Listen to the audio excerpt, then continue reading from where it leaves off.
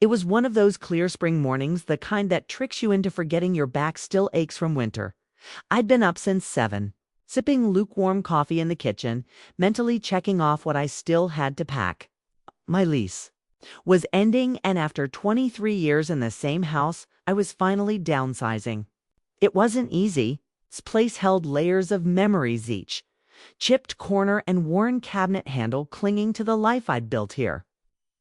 But I told myself I was ready. The company had offered a moving stipend, which helped, but it didn't come with extra hands. I'd already tweaked something in my shoulder last week carrying the old printer to the car, and I knew better than to push it again. So when my boss, Miriam, called to check in and casually offered to send her son over to help, I said yes before I really thought it through. I'd met Jason once, briefly, at a holiday gathering. He'd brought his mother a new scarf and mostly kept to himself. But I remembered him tall, quiet, with that kind of calm confidence some men grow into in their 30s. It's a kind that doesn't ask for attention. We'd exchanged a few words and a handshake. That was it. At exactly 9:58, the doorbell rang. I opened the door, and there he was, tall, easy stance, wearing worn jeans and a faded flannel shirt. His sleeves were rolled up, a small tool bag slung over one shoulder. He gave me a genuine smile, not one of those office formality ones. "Miss Harper, right," he said, holding out his hand again. "I'm Jason. My mom said you might need a bit of muscle today." I laughed and stepped aside. Call me Diane. And yes, desperately. I may have overestimated my ability to move a lifetime's worth of clutter. He stepped inside, taking in the living room, now dominated by half-packed boxes, some sealed, others still gaping open like paper wings. "You've already done a lot," he said. "Just the easy stuff," I replied. "What's left are the things I've been avoiding. Old files, books, photo albums, the garage." Jason grinned. "Sounds like we're in for some dusty memories." He rolled up his sleeves higher and got to work. I pointed out what needed packing and tried not to hover. But there was something about his presence that unsettled me, not in a bad way, just enough to make me more aware of the quiet spaces between our words. At one point, he handed me a framed photo that had fallen behind a cabinet. It was me and my late husband, taken the year we bought this house. He looked at it before handing it over. "You look happy here." "We were," I said softly. "That was a long time ago. He passed 8 years back." "I'm sorry," he said gently. "That kind of loss, it never really leaves you, does it?" "No," I admitted, fingers tracing the edge of the frame. "It becomes part of you, like a second heartbeat." The moment passed quietly. We kept working, but something had shifted. There was a new softness in how he looked at Mia, kind of quiet respect I hadn't expected. In the garage, we sorted through boxes of old tools, paint cans, and forgotten keepsakes. Jason found a rough wood carving I'd started years ago, something I'd begun in my early 40s and never finished. "You made this?" he asked, holding it up. "It's a little rough, but yeah. I used to love working with my hands. Life got in the way." He studied it a second longer. "You should get back into it. You've got an eye for form." It was a simple compliment, but it landed deeper than I expected. Maybe it was how he said it, not like he was being nice, but like he meant it. Like he saw something I hadn't shown anyone in a long time. By noon, we'd made real progress. The living room was nearly clear. I insisted he take a break, brewed fresh coffee, and made us both turkey sandwiches. We sat at the little table near the kitchen window. So I asked, trying to make light conversation, "What do you do when you're not helping your mom's coworkers move?" He chuckled. "Freelance design consulting. Some architecture, mostly interior renovation. Small stuff. Nothing glamorous." "That explains the tool bag," I said. "You've got the hands of someone who builds things." Jason looked at me, thoughtful. "I like creating spaces that make people feel something not just functional, but personal, like they belong." I nodded. "That's rare these days." We sat in companionable silence, listening to the wind stir the trees outside. Then he asked, Out of nowhere, was it hard letting go of the house? I didn't answer right away. Yes, but not for the reasons people expect. It's not the walls or the yard, it's the ghosts. They're quiet, but they don't like change. He smiled, not mocking, just thoughtful. Sometimes it takes someone new to make peace with the ghosts. That line stayed with me long after we returned to packing. Long after he carried the last heavy box to the hallway. Even as he wiped his brow and prepared to leave dust on his shirt, sweat at his temple, I found myself not wanting the day to end. "Thank you again," I said, walking him to the door. "Anytime," he replied. Then paused. "Actually, would it be okay if I came back tomorrow? I've got some time. And it feels like we've only just started." Something stirred in my chest. Maybe gratitude? Maybe something more. I smiled. "I'd like that." I said, "It was gratitude, Mabe. It was curious, Mabe. It was something. I hadn't felt Tina a long, long time. I'd like that," I said quietly.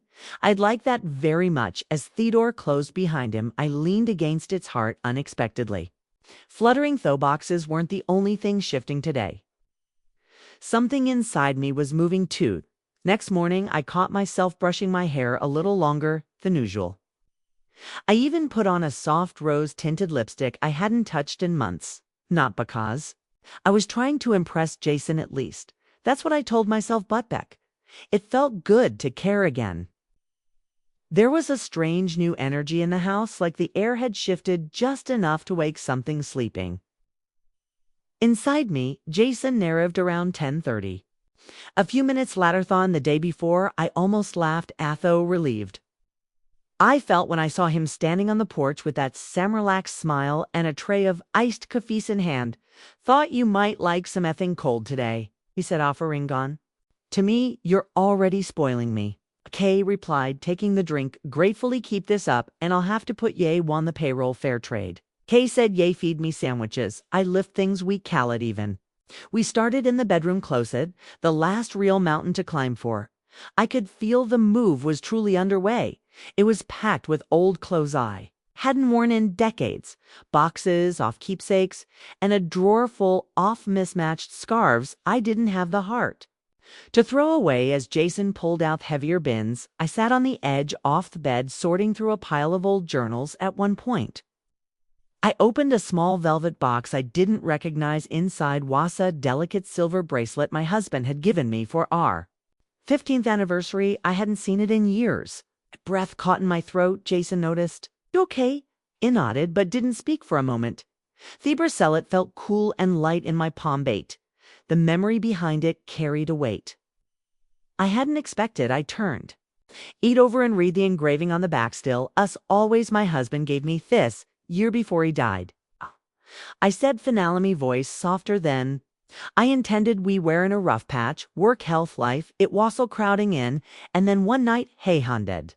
Me, this no grand speech or anything, just a quiet look and this bracelet." Jason sat beside me, not too close, but near enough that I felt through warmth of his presence. "He sounds like Hirali saw you." "He did," I whispered, even when I didn't see myself. We sat there quiet for a while. No rush, no need to fill the silence. That was something rare in a man who knew how to let silence be comfortable. Then he said something that caught me off guard. "You know, I never really saw my mom this way, as someone you had a life before me, before work, before being a mother." I turned to look at him. It's easy to forget, isn't it, that people have layers that we wear in tailways, the roles we play. He nodded slowly. "Maybe that's what I like about helping you move. It's not just boxes, it's stories, pieces of who you were, and what you still are." There was a tenderness in his words that wrapped around my chest and settled. There, I didn't quit know how to respond, so I smiled and handed him a box of old records. "If ya want to know who I was, this might help." Laughed, flipping through the stack. "Fleetwood, Joni Mitchell, Carole King. You've got taste, you think? I'd be the kind of woman who packed up her music last." I teased. He looked at me, then royally looked, and said, "I think you're the kind of woman who saved the most important parts for last." Something in the way he said it made my cheeks warm. He wasn't used to being seen that way anymore. not just as someone's employer, neighbor, but as a woman with a whole history behind her. We worked for a few more hours each moment, feeling a little more familiar, a little more shared a tone point while reaching for a box on its top shelf. I lost my balance just slightly. Jason caught me by the waist, steadying me before I could stumble for a second. We were face to face, close enough that I could see the flecks off green in his hazel eyes. He didn't let go right away, neither did I. Careful, he said, his voice low. You don't want to get hurt, Tomb. Fine, I murmured, but the truth was he wasn't. So sure, there was something fragile in that moment, not just physicalness, but something deeper, emotional, and it scared me more than I wanted to admit later. As we sat down for lunch, I caught him watching me, not in a way that made me uncomfortable, but in a way that made me feel wanted, like I was still visible in a world that often looked past women like me. You have a very calm energy, I said, breaking the silence. Hesmold. It's a defense mechanism. I overthink everything, so I try to at least look calm on the outside. That's a good trick, I said. You should teach it, Tom. He laughed. Somehow I think you've got more strength than you let on. The compliment lingered between us. I did not deflect it the way I usually did. I let it settle, absorb, warm me from within. By time he was packing up to leave, Thiessen had dipped lower, casting golden light through the blinds. He paused at the door, turning back toward me. I'll be around tomorrow if you still need help at 2, I said softly, but not just with the boxes. Jason held my gaze. Some attention stayed flickering in his eyes, and I'll see you tomorrow. The door closed behind him, and I stood there in the fading light, feeling something shift again, a possibility, tentative but real. The boxes were slowly emptying, but something else inside me was just beginning to fill. That next day felt different. The house, once cluttered with boxes and the show of memories, had started to feel strangely open, not just physically. Beauty emotional. There was room now for breath, forethought, for something new. Jason arrived just after 10. The same soft knock on the door, the same casual smile. This time hadn't bring coffee. Instead, he held Asmel paper bag. Thought you might lick a these, he said, handing it to me as I opened the door. Inside were 2 freshly baked croissants from a little cafe near downtown, still warm now. You're definitely spoiling me, I said, stepping aside to let him in. You've earned it, he replied. You've been holding few out of this place for a long time. Ute breakfast standing at the counter, way old friends do, without ceremony. The kitchen, with its chipped countertops and faded wallpaper, somehow felt cozy again, like it was remembering how to be home. Afterward, we moved to the sunroom. There were only a few boxes left, mostly filled with old art supplies, canvases, brushes, half-used tubes of acrylic paint. Jason crouched next to the boxes and pulled out a small and finished landscape. The brush strokes were bold, a little messy, but filled with emotion. Did you paint this? He asked. I hesitated, then nodded. Years ago, before everything got too noisy. I held it carefully, like it mattered. It's beautiful. You have a strong hand, you said. Haven't touched a brush in over a decade. Why not? I shrugged, suddenly aware of the dull ache in my chest. Think I stopped giving myself permission to make things just for me. Life gets messy, then it gets quiet, and somewhere in between, you forget who you were. Jason leaned against the doorframe, still holding the painting. You should start again, not for anyone else, just for Yahweh's words landed softly like a stone dropped in water. I didn't reply. I didn't heed. You could see it on my face, that strange mix of grief and longing. Westbend, the afternoon in a rhythm that felt almost sacred. He carried eyesore Ted's, shared stories about silly childhood injuries that hadn't quite worked out. There was no pressure to impress, no pretenses. Just 12 people existing honestly in the same space at one point while lifting a box together. Our hands touched. Neither of us moved away. You've got paint on your fingers, he said, smiling. I was digging through the art supplies. It suits you. That simple sentence did something to me. Didn't know what to say, so I did, but my eyes lingered on his face longer than they should have. I noticed the light dusting of freckles On his cheekway, his lips curved just slightly. Han. He was thinking later we took a break in the backyard, the sun was beginning to lower, casting long golden shadows over the lawn. I brought out a couple of lemonades and we sat on the steps facing the overgrown garden. This place has a quiet kind of beauty. Jason said, even with the weeds. I smiled. That's how I feel most days. He looked at me, then his expression unreadable. I hope you know you're allowed to bloom again. There was something in his tone thought made me inhale a little too sharply, like he wasn't just talking about Vigordon anymore, like he saw through the years I hadn't realized. I still wore. Wes sat there in silence for a long time, sipping lemonade, letting the breeze wrap around us. Then, with the sun dipping, Lai stood to head inside. Jason followed. Ask, stepped back into the hallway, stumbled slightly on one of the loose floorboards.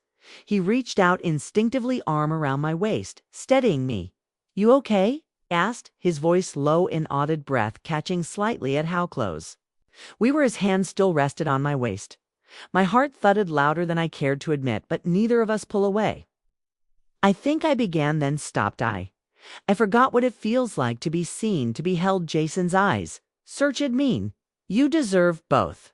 And not just in passing. The room felt heavy, then, not with fear or confusion, but with unspoken truths, with the weight of emotion that had quietly grown between us in the days off boxes and old stories. Still, we didn't cross any lines, not yet, but there was a mething in the way his fingers lingered as he let go, in the way he looked at me as he picked up his bag to leave. I'll be back tomorrow, he said softly. I know, I replied, standing in the doorway as he stepped out into the dusky evening. I'll be here. When the door clicked shut, I stayed there a long while, the air still warm with everything unsedanced inside. Me had opened a quite blooming ache I hadn't felt in years, and for the first time in a long time. I didn't feel afraid of it. The final day off the move came sooner than I thought it would. There were just a few boxes left, mostly sentimental things I hadn't thawed the heart to touch. The sun was already high when Jason arrived, his shirt a little wrinkled, his smile still easy. He brought no coffee or croissants this time. Just himself, and somehow that felt like enough. Morning, he said, stepping through the door. Morning, I replied, my voice warmer than I expected. You ready for the last round? He nodded, but neither of us moved towards stack of boxes right away. Instead, we found ourselves drifting to the kitchen again, as if needing one final moment off stillness before the weight of good be cool take hold. We didn't speak much. It wasn't awkward. It was full, like the air around us held all the things we hadn't dared to say aloud. After a few minutes, we finally returned to the living room. I gestured to a boxby, the window that one's full of old letters from friends, from my husband, from myself when I was younger. I haven't opened them in years. Jason crouched beside it, running a finger along the edge. Letters are time. Machinisu ever read one and forget what you're standing in all the time? I sat with a quiet smile. He looked up at Methan, his gaze lingering. You're not the some woman who stood in this room a few days ago? I tilted my head slightly. No, Hestude. His voice low. No, you've been carrying so much in silence. But now it's like you're letting yourself exhale. I blinked, surprised by how accurate that felt, like he'd watched my heart slowly unfolding without saying a word. Until, no, Jason took a deep breath. I've been thinking about something about you, Abuthus. He didn't elaborate, but I didn't rush him. I just listened. I didn't expect this to happen, he said. I thought I washed helping my mom's coworker with a few boxes, but then I met you, and you weren't what I expected. I swallowed gently. What did you expect? Don't know, someone grateful, maybe kind, but you're more than that. You're smart, funny, strong, and beautiful in a way that makes people slow down without realizing. I felt heat bloom in my chest, spreading outward. It had been years since someone spoke to me like that, not just with flattery, but with truth, with clarity. I stepped closer to him, my fingers brushing the side of a box. And what do we do with this now? He looked at men for a long, silent moment. We don't trush it, we don't label it, we just give it room to exist, whatever it is. I nodded. That felt right later while loading Thefenol boxes into my car. I watched him carefully stack them, his hands gentle even. With the weight, he wasn't just moving things. He was honoring them like understood they weren't just boxes but containers for pieces of a life lived. When we finished, we stood together by the open trunk. The street was quiet, air still. He turned to two and sobbing face me. So this is it. Maybe I said, maybe not. You tell me. He smiled, then a small, genuine curve of his lips. Would it be strange if I sked to see you again? No boxes, no heavy lifting, just you and me. My heart unconscious and curled in on itself. Open Nita, little more. No, I said it wouldn't be strange at all. He leaned in, then not to kiss me, but just to rest his forehead against mine. It was more intimate than anything else that could have happened. Ed quiet.